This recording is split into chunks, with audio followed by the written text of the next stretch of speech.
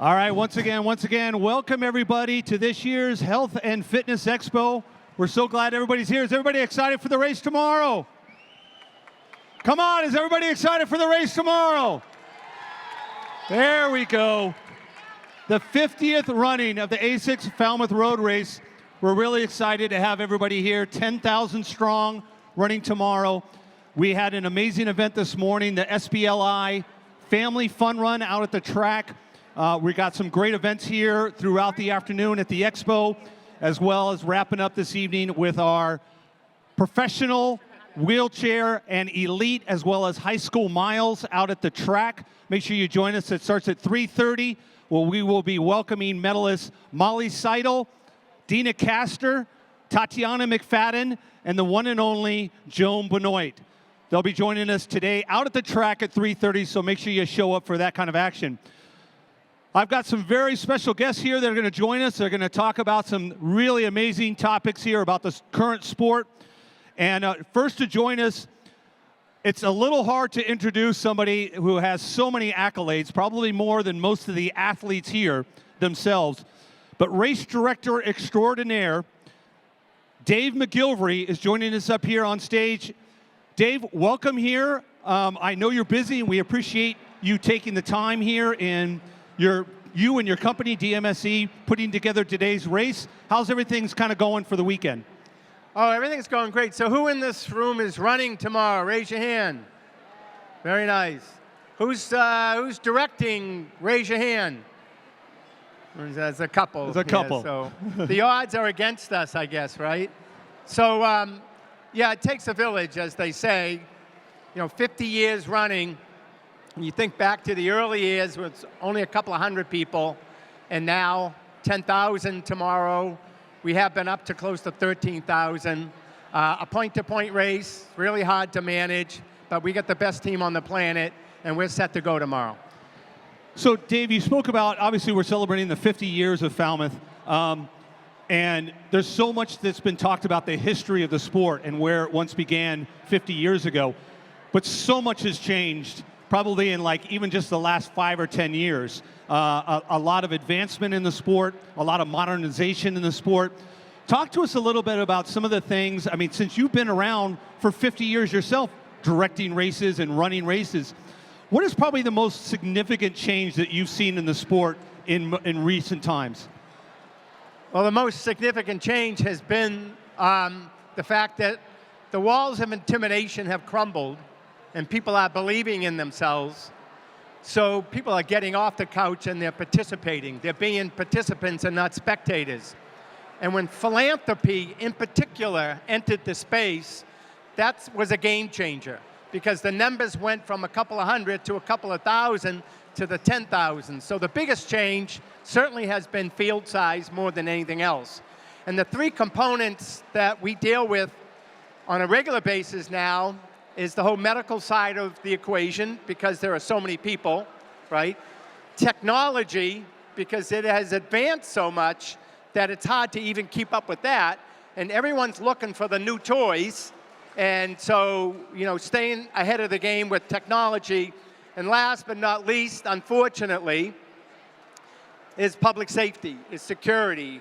You know, given what happened in Boston 10 years ago, you know, the enhanced level of security at these events has added another whole dimension, not necessarily to you all, but to us managing the event.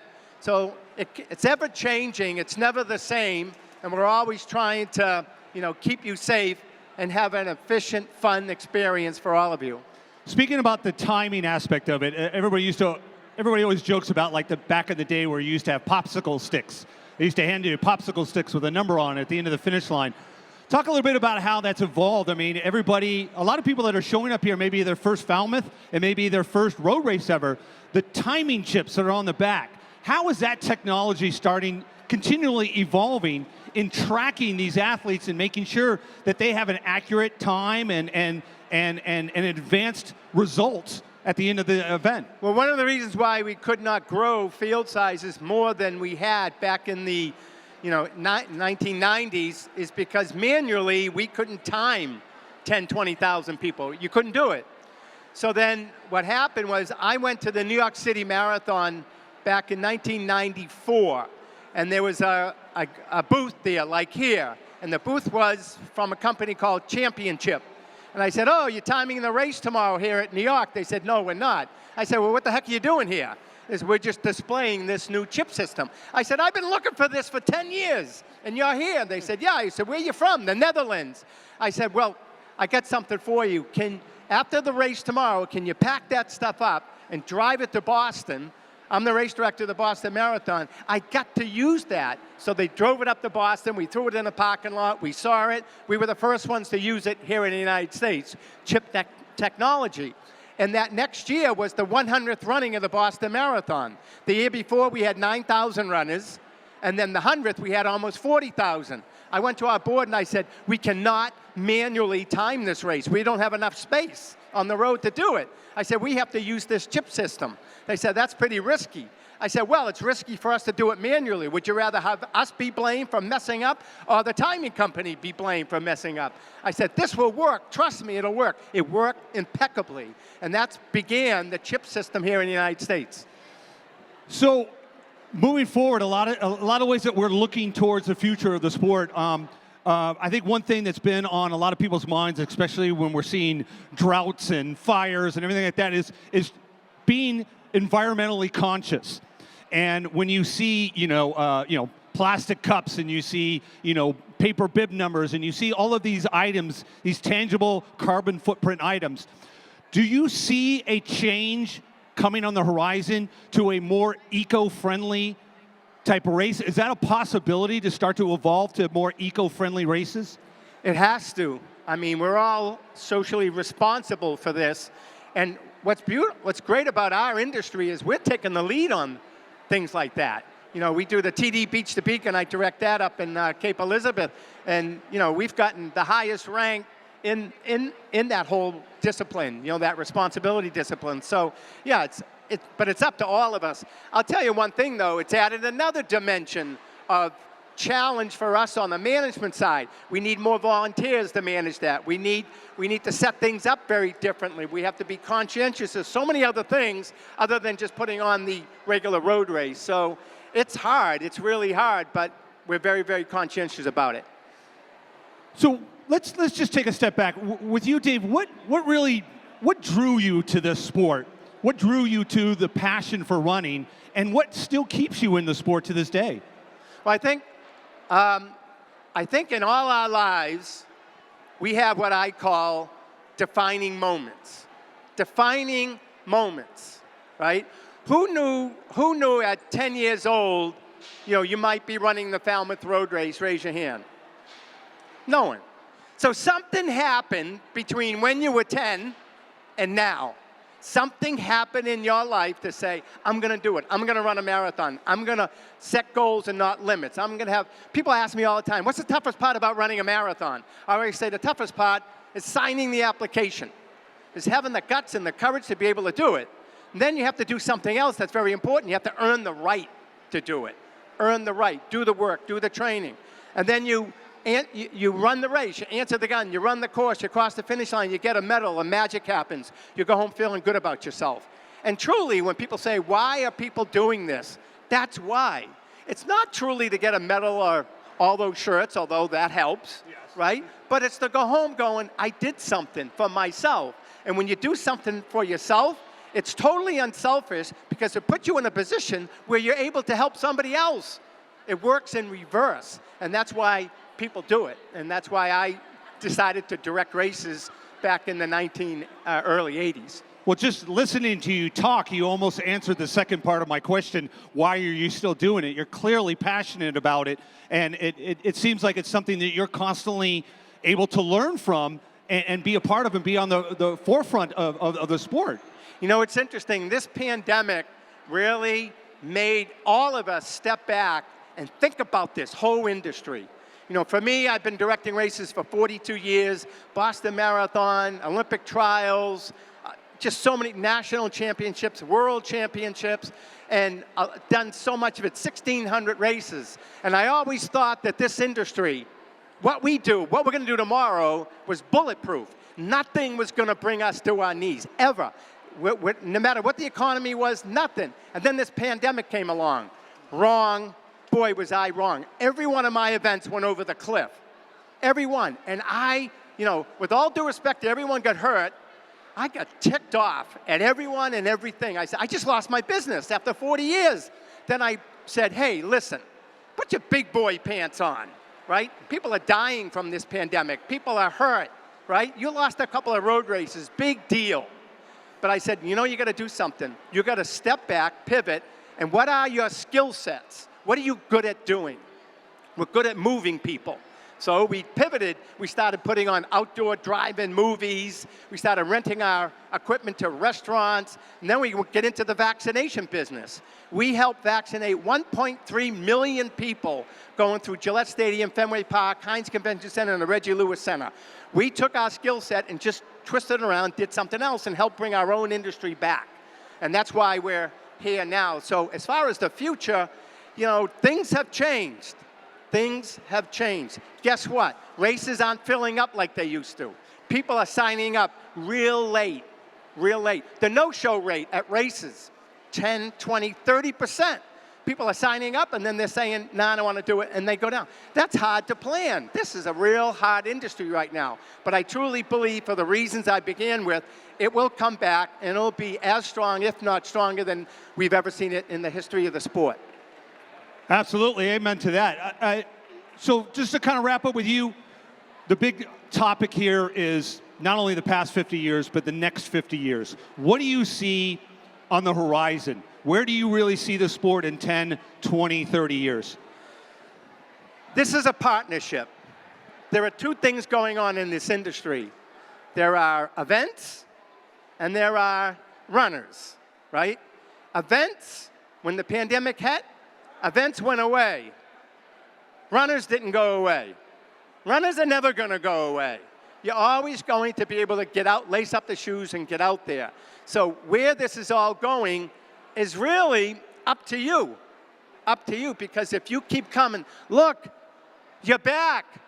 Look at all the people in this room. We're back. It basically says you want to see this come back. You want to see this as strong as ever. So by coming to our events, supporting the events can continue and can continue to grow. Symbiotic, we help each other. This thing is going to just come right back to where it was before, if not better. Well, they come back because of good races, of great races, and many of those great races you and your team direct, and that's why a lot of people come back, because this event is so well put on, and it's to the very much gratitude of DMSE and your entire crew. Well, it's a team effort, Falmouth staff, it's not just us. And one last quote, I've always felt that the comeback is stronger than the setback, and such will be the case for all of us. Thank you. Thank you, Dave. Thank you very much. Thanks. So next up, our next guest that we have here today, Nicole Spencer. She's the Executive Director of Heroes in Transitions. Here, let me just give you that. Thank you. Welcome, Nicole. It's on. Is it on? I think so. Yep, you're on. You just got to talk real loud, right? Nice and close there. Okay. So, Nicole, tell us a little bit about what Heroes in Transitions is, the origin of it, and then we'll kind of go from there. Well, I just wanted to say, for everybody that's here, thank you for coming back. Thank you for stepping up. And for the over 3,500 runners that ASICS Falmouth Road Race has in their Numbers for Nonprofit program, thank you to all of you. And specifically to our team at Heroes in Transition, we have over 26 runners. This is our 10th year of being part of this program. We've raised almost $30,000. So Dave spoke a lot about what happens or what's happening in the course of racing in the industry. And I truly feel from a nonprofit standpoint that people want to race and people want to run because they want to help others. And I think through COVID, we have seen that. Cindy and Ken Jones, who started the organization in 2009, they lost their son, their only son, Eric, Captain Eric A. Jones, in Afghanistan. He was a helicopter pilot. When he came back home for the final time, Cindy and Ken knew they wanted to do something to keep his memory alive, and that was to assist the troops on the ground. So since 2009, Heroes in Transition has been assisting veterans, active duty members, spouses, couples, and families.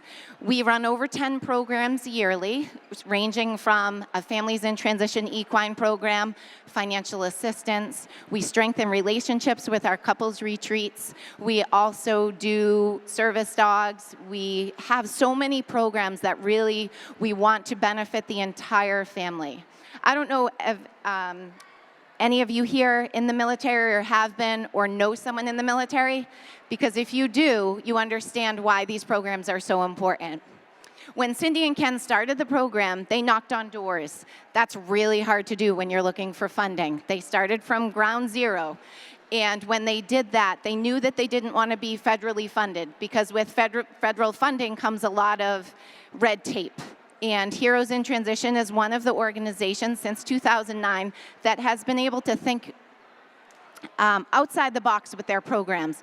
And that's why I truly feel we are able to help as many people as we are. So today, and for many, many years to come, we will be assisting those people who not only give their lives every day, but their families who really are just part of the military themselves.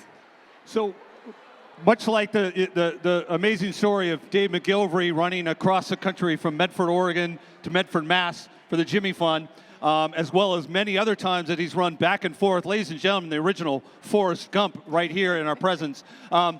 The Heroes in Transition has a very similar program where they kind of started off running from ground zero up here to Massachusetts. Talk a little bit about that, how that kind of kicked things off. Sure. So in 2015, I was the volunteer manager for the ASICS Falmouth Road Race, and I got to meet an Army sergeant who came up to me. He was working for DMZ at the time, and he said to me, "Hey, Nicole, I know you work for a veteran organization. Would you be interested in running a relay from ground zero to Cape Cod to raise money and fund awareness?" And I looked at him and I was like, I am crazy enough to ask our board if we could do that. And so we took 22 people, 2 vans, and we trekked from ground zero to Cape Cod. We were able to get the Bourne Bridge shut down so we could cross the bridge, and we had hundreds of people wait for us at the end. So, beautiful. I'm sure it was great. So once they got here to Cape Cod, that obviously exposed the organization to a lot of people that wanted to then be involved and maybe do something around here. Talk a little bit about that. Well, that's how the Ruck for Hit relay race began. And to this day, we've been doing this race since 2016. And I have to say, Savannah Fabio's she helps with the race. She also participates in it. She's here today. The Ruck race this past year raised over $200,000 for our organization. We had we go through 15 towns on the Cape where we run in relay format, and we really we run with 10 or 20 pounds on our back. And when we were talking about this, you asked me why do we run with a rucksack. Yeah. Dave and I we were speaking about this the other day, and there are so many burdens that our military men, women, and families face. That is our way of saying we have your back. Those burdens that you have, we're just trying in some way for people to realize and understand that there are other people out there ready to help them. And we're an organization that's out there ready to assist anybody that needs it.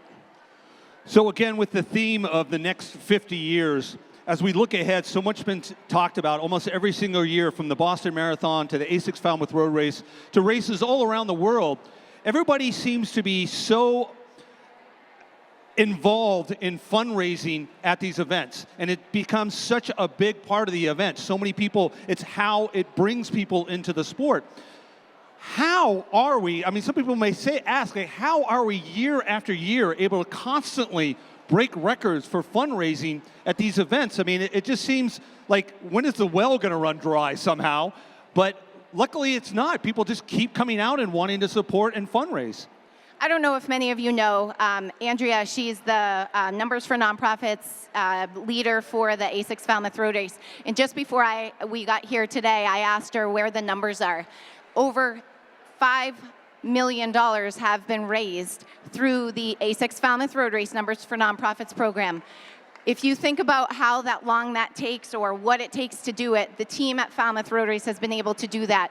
You asked about why do people keep giving. They keep giving because people want to help people. They want to be out there. They want to do something bigger than themselves. Why did Dave run across the country? Why are people here? Why do you step on the start line? When you go to the finish line, how does that feel?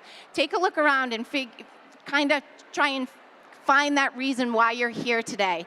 And for over 3,500 runners today and throughout the course of the years, people will go out and continuously run and raise funds for organizations that they believe in.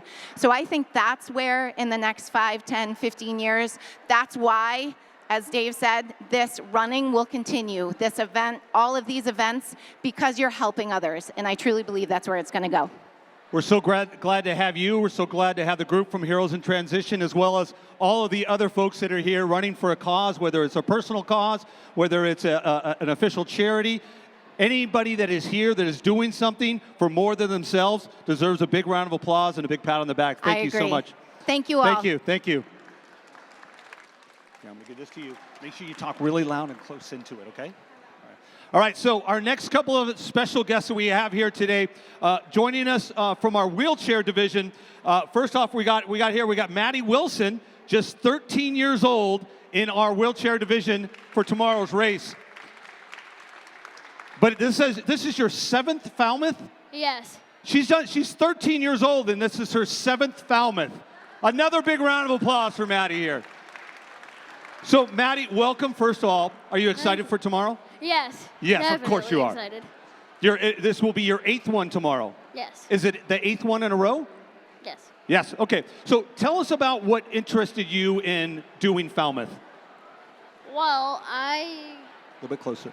Well, when I went to the Boston Marathon when I was 4, I told my parents I wanted a racing wheelchair, and they said, well, they didn't know a lot about it, so we weren't sure if we were going to be able to get the money for it or that kind of thing.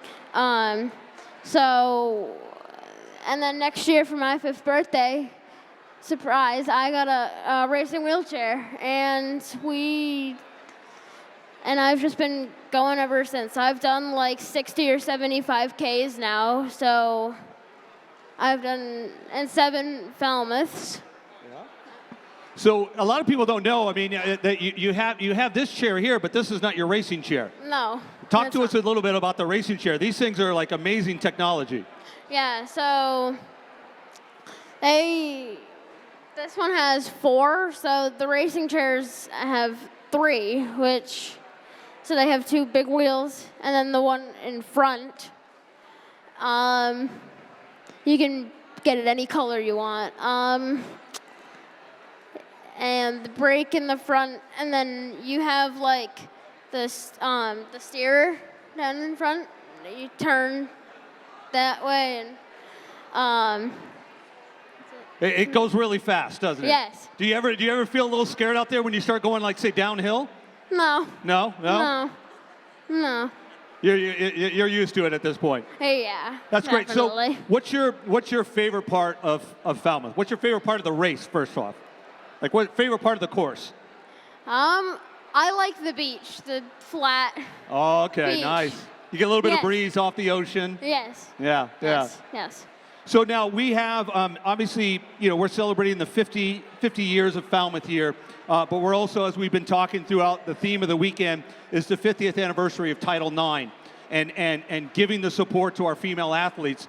What is it like when you think about like superstars that are here, like Sarah Scaroni and Tatiana McFadden? Have you met them before? I've never met Susan Scaroni before. I've met Tatiana multiple times, though. Isn't she amazing? She is amazing. Yeah. Yes, very amazing. Do you like when you come up in the sport? Do you like think like is she like an idol of yours? Yes, definitely. Yeah. Just someday you want to beat her maybe? Oh yes, I want to beat them all. What's that? I want to beat them all. Oh, she wants to beat them all. Every one of them. She doesn't want to settle with Tatiana. Yes. She wants to beat them all. Yes. Well, we wish you the best of luck tomorrow. We're really excited for you. What are you hoping for tomorrow's race? To beat them all, right? Yes. Just have a good time? You're Yes. open for a fast time? Yes. All right, well, we hope to see you out Yes. there in that very, very fast chair. Yes. Ladies Thank and you. gentlemen, Maddie Wilson. Just hand it to Delmas. Oh. Next up, I want to introduce an amazing gentleman. He's just 14 years old himself. Delmas 16. Mayo. 16. Oh, you're 16. Oh, I got it at 14. He's 16. You're still young. 16 years old. Delmas Mayo, he's from Jamaica Plain. This is your second Falmouth. And you're also a multi-athlete as well. What kind of were you doing a sport before racing wheelchairs? Tell us about some of the other sports that you did before racing wheelchairs. One of my first sports I did was like sled hockey, and that was when I was 7. I just wanted to do some sports, and like I wanted to fit in with my friends, and like they were all doing sports, so I felt like I was missing something if I wasn't doing sports. So I asked my mom what sports I can do. She was like, I don't know, I'm gonna look into it. Then we went to, I don't know, like NEP, Northeast Passage, in New Hampshire, and well, my mom helped me get in a sled, and she pushed me out there, and I was just like, wow, this is amazing. And then I wanted to do more sports because I was like, oh, this is fun, but I want to do some other stuff and see how many other sports I could do. So, and now I challenge myself to do more sports and see how many sports I can actually do. And eventually I came across wheelchair racing because like my aunt, she loves NASCAR, and I love NASCAR too. So I wanted to be a NASCAR driver when I was older, but like that wasn't like a true like potential goal for me. So I wanted something else with wheels that could go fast. So then wheelchair racing came into play, and I just realized that was my passion. And when I was 10, I wanted to reach the goal of going to Paralympics. So that's what I'm trying to go to. That's amazing. Talk to us a little bit about a little bit more about that very first race that you ever did.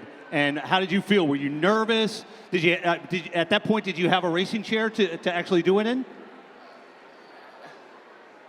I honestly don't know that question. Oh, okay. But tell us a little bit about the race itself. Do you remember your very first race? No. You don't? Or is it all just a big blur? Mm-hmm. What has been your favorite race so far then? My favorite. You're supposed to say that ASICS Falmouth Road Race. No, I'm joking. It is no, actually. Be honest though. Tell us what's your favorite race? Falmouth Road Race. There we go. It actually is my favorite race. Good answer. My favorite part about Falmouth is the beach. That was my first year doing Falmouth. Like, I was doing Falmouth. This is going to be my second year doing Falmouth. But my first year, I was like looking at the beach when I finally came across that muck, and I thought I was halfway done. And like, oh God, I was not done. I thought I was going to die. But mile 5 came up, and I was already tired, and like. But I just kept going, and I saw that to the end, and then my mom was waiting for me.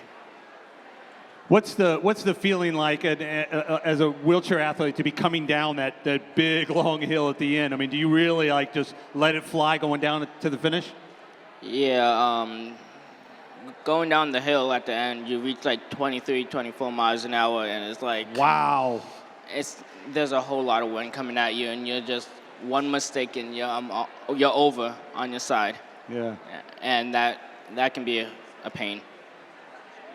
So talk to us about tomorrow. What are you looking forward? What are you looking for? Do you have a strategy for tomorrow? What are you hoping to accomplish? I'm just looking to stay with someone who's like my pace, but like I ain't giving out my strategies at all. Mm-mm.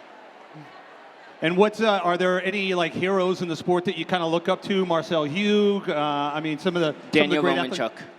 Daniel Romanchuk. Romanchuk. He is just absolutely amazing. Talk about the future of the sport, and you both are absolutely the future of this sport. Ladies and gentlemen, give it up for Delmas and Maddie. We can't wait to see you guys tomorrow. Thanks for coming out here. Ben, come on up. We got our final guest here. We had him take a seat because he's been doing so much for us all weekend, and he also happens to be racing tomorrow. Ladies and gentlemen, it's my pleasure, and if you're in here, take a chance to listen up to this. Your defending champion in the ASICS Falmouth Road Race, the 2018 champion here, becoming the first Canadian to ever win the ASICS Falmouth Road Race, which my Canadian wife was very proud to know about. And you're also coached by the legendary coach, I think Ron Warhurst is right here in the back. But ladies and gentlemen, Ben Flanagan. So Ben, welcome, welcome. You've been all around here today. You were out at the Family Fun Run events this morning, and we're so glad that you're so willing to come out here and be around and be a part of this event. Tell us what brings you back to Falmouth every year. Oh, so much. I mean, the race itself is phenomenal. The fact that I can be involved in so many different elements of this weekend is a huge privilege, you know, to see the environment out there this morning, this event here at the Expo, and of course, the 7-miler tomorrow. And also in 2018, the first time I won, I happened to meet my now fiance the year I was there. So now my future in-laws live here on the Cape, so I'm here for Thanksgiving, Christmas, and of course the Falmouth Road Race is the great way to cap off the year. Well, you're in their family, and you're in the Falmouth family as well here. So talk to us about that first victory in 2018. What did that mean to you? I mean, you come off as NCAA champion in the 10,000 meters prior to that, and then you come into Falmouth. Did you have hopes of actually winning the race, or was it just, you know, oh my gosh, I can't believe I just did this? Yeah, I mean, everyone can relate to this that's running this weekend, and especially these two competitive athletes right here. We've got dreams, right? And we set high goals, and sometimes you do it and sometimes you don't. So I knew I had a shot at winning the Falmouth Road Race, but being able to capitalize on the day is just an extraordinary feeling, you know, of fulfillment. And you know, I jumped over the finish line. I was so excited. We've all seen the photo, yes. Yeah, so it was an amazing experience. So to feel like I was capable of doing something at that time in my career, it meant everything to me, and is a big part of my confidence going forward from that point on to where I am today. Talk to us about the feeling that you had kind of coming down the hill, and you see the finish line and everything kind of going on in 2018, and the flag waving and all the crowd just cheering for you. Talk to us about what's that feeling going through as you're coming down that hill and you're realizing that you're going to win the race. Yeah, I mean, listening to some of the stories earlier, I can relate. I came through mile 4, mile 5, and I was like, I'm tired, and there's a long way to go. So, I mean, mile 5 gets so exciting because that's when you see all the support. The roads are lined up. There's not a single inch between bodies. And the hardest part about that is staying relaxed and not getting too far ahead of yourself because the energy is just electric. Yeah. And then you hit mile 6, and that's where you can really let loose and utilize all that energy around you to just get to the finish line. And coming over the top of the hill, seeing, you know, who I was talking about before, my future father-in-law, Scott Gelfie, my family was there that day, my mom, my dad, my sisters, knowing that they're going to be there for me. I wanted to be the first guy coming over the hill. I wanted the first athlete they saw to be me. So it's so inspiring to just have the support from my family, the local community, and to this day, the relationships I've built here, that support's just been growing. So the goal's the same on Sunday. I want to be the first person they see over the hill. So absolutely, big round of applause. Well, we hope you for the best for tomorrow. So fast forward, talk to us about 2021. I had the pleasure of being in the finish line last year and got to make the call when you come in and win again, and with Falmouth coming back in all its glory. Talk to us about now coming back and finishing first last year as well. Yeah, it's a double-edged sword. You know, you got a confidence because you know you've done it, you know you can do it, but obviously that you got a target on your back, and the pressure's on. So from this point forward, every time I run Falmouth, I want to win, and it's just about staying cautiously confident. Falmouth brings out some amazing athletes. There's going to be a phenomenal field that's put together. So to me, it's just believing that I can be in it through 6 miles and contend with such amazing athletes. And then the last mile, you just trust all the training that you've done leading to this moment and try to make it happen.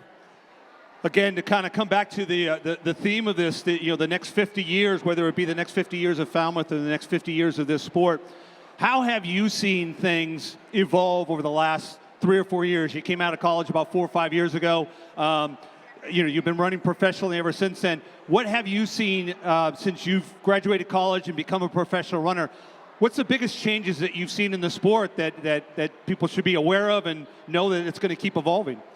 I think the biggest thing is just so easy to connect with other people in a bunch of variety of different events, disciplines, genders. It's just with technology nowadays, social media, Strava, you can just stay connected with everyone, and it makes it a lot easier to support other athletes. And being more involved in the road racing scene the last few years has really showed me how many passionate runners there are out here, and the masses of people participating is incredible.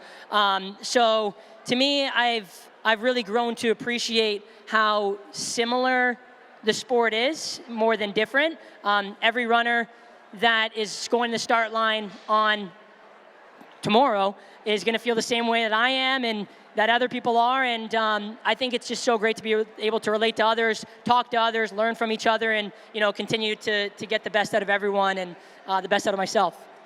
Talk to us a little bit about your working relationship with Ron Warhurst. I'm a huge fan. I've been a fan of Ron since I was in college and met him when he was at Michigan. Tell us a little bit about working with Ron and how that's helped you in the sport. Yeah, Ronnie's a legend. So he coached my college coach, so a lot of things I recognize a little bit, but I came on board, moved back to Ann Arbor, Michigan, where I went to school. I did that in March and started working with Ronnie, and it's been amazing. I mean, when you work with a coach who's had such successful athletes in the past, like Olympic medalist Nick Willis, Brian Deemer, and others, it's the list goes on. So I just trust what he says. I line up and I listen to him, and he tells me to go faster. I try as hard as I can, and I've learned so many different things. And I mean, from a more technical standpoint, he's really improved like my biomechanics, my form. I feel like I'm a more efficient runner, and he's also improved my speed, which I'm hoping to showcase in the last half mile of the road race tomorrow. So, I mean, with Ron being in the sport for so long, obviously he's got tons of knowledge, and that can help you essentially evolve within the sport that's happening. I mean, we see a lot of really good American athletes working with coaches that have been around for years and years, and they have so much knowledge. Do you really see that the American distance runners are starting to really, truly continue to evolve in the sport and are getting better on the scene? The women are doing fabulous, the men are doing fabulous on the world level. Talk about that a little bit. Yeah, I mean, from my personal experience, I think it's just so inspiring to see other athletes achieve things that you thought weren't possible before. And, we have some incredible leaders in the sport in North America winning medals at global championships. And when you see an athlete that's, from your hometown or your state or your country, it all of a sudden becomes a lot more believable that they're not different from you and you can achieve the same things. And over the last 4 to 8 years, to see the North American competitiveness at the global level, I think you're starting to see the younger athletes growing up confident that they were able to achieve the same things, if not better. We heard it over here today, trying to take on the world. So, and I love that attitude, and this next generation, they're going to bring some special results, and I can't wait to see it when I'm not even close to being able to run that fast anymore. Well, I think it's great. As I mentioned later, out at the track at 3:30, we're going to have some the medalists are going to arrive. So we're going to have Joan Benoit, who in her own right created a catalyst for female running, 40, 50 years ago, as well as then Dina Castor. When she medaled in the Olympics, that seemed to almost create a spike in participation in America and female Americans. And then, of course, Molly Seidel. I mean, that had to have been so inspirational for so many athletes. And then as well in the wheelchair division, Tatiana McFadden has just been on fire for years, inspiring so many young athletes. So it really is, it's almost the responsibility of athletes like you, to be fair, and other American athletes right now to help inspire that next generation. Yeah, I mean, it's just, for me at this stage, it's just always helpful to think about where I was 10 years ago and I was the type of athlete that I was obsessed with following professional runners. I would like their Facebook messages. I'd send them messages after a good race, not knowing whether I was going to get a response or not. And, I try to carry. I might have sent you a message once or twice. I don't know if you didn't respond, though, of course. There you go. So that's a responsibility I try to, always remind myself to not take for granted. There's athletes that look up to the people that are ahead of them, and to be able to try to set the bar for the next generation of Canadian, North American athletes is a huge privilege. So it's very inspiring for me to just try to bring the best out of my abilities, while I can.